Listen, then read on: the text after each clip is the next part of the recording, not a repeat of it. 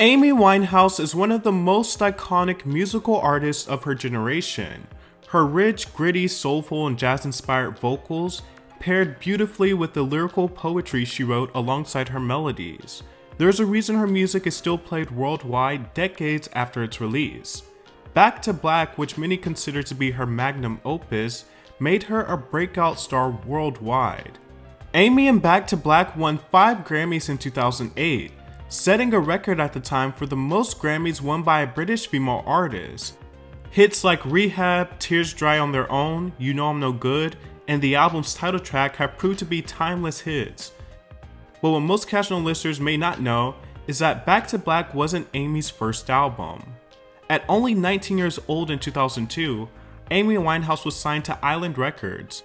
She had been singing her entire life and had been singing in jazz clubs and orchestras for years prior.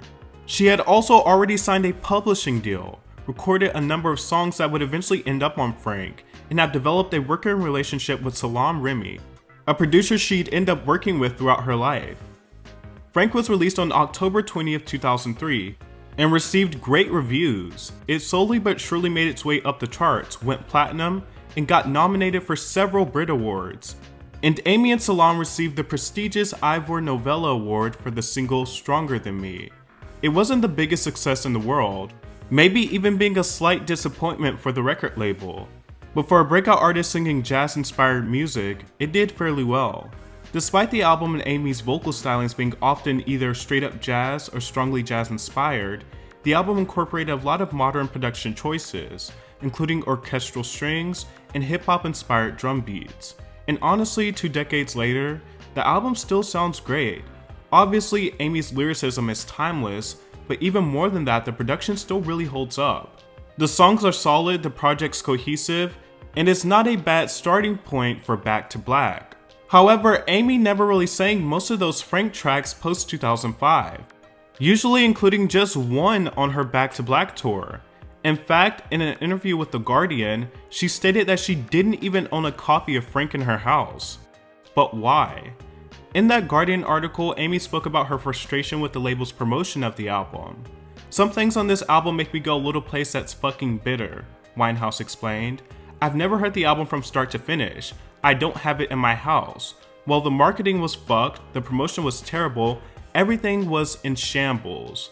And in doing research, it seems that Amy felt like the album was overproduced and that the sonic vision she had in her head wasn't executed in the way she wanted it to sound. She was a teenager signed to a huge record deal, working with the music industry veterans, and she mentioned in interviews that she didn't always feel like she could give her input into the production of the tracks. "I think they put fake strings on Take the Box, but I wasn't a part of that," she said. "I would never ever put strings on my record, ever. And this guy doing the mix of this song didn't even think about it. Sorry, I'm really bitter there, really upset. 'Cause I hate that guy who did that."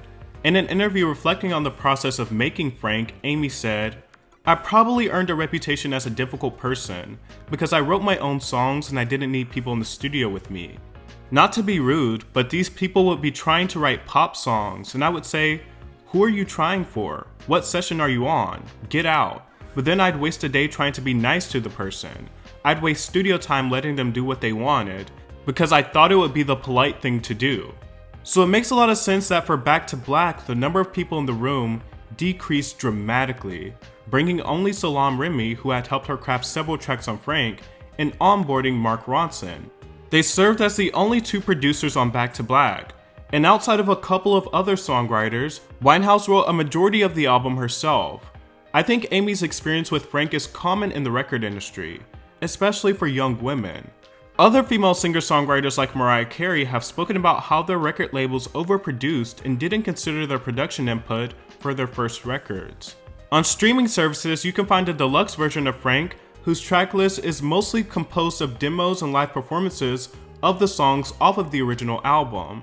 And I'd imagine that this deluxe version more closely mirrors the vision that Amy originally had for Frank during its genesis.